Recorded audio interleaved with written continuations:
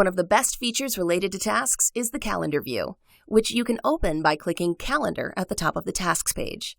This view displays tasks in a calendar format for the day, week, and month. This is useful for seeing which tasks have an approaching due date.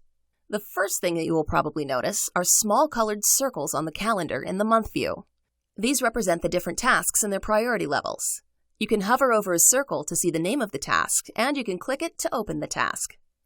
Since it's possible to have a lot of tasks assigned to a lot of different users, you might see more circles than you really want.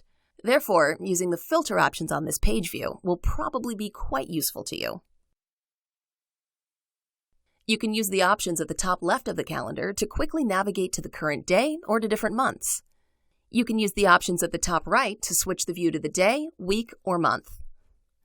To the left, you'll see cards for the relevant tasks shown on the calendar. Overdue tasks are shown at the top, followed by the others. You can use the arrows to collapse or expand the cards here, just as you can on the task board. If you add the Task Calendar widget to a dashboard, you can see a miniature version of the month view, with colored circles on dates showing when particular tasks are due. If you click on a day that has a task due, any relevant task cards will be shown below.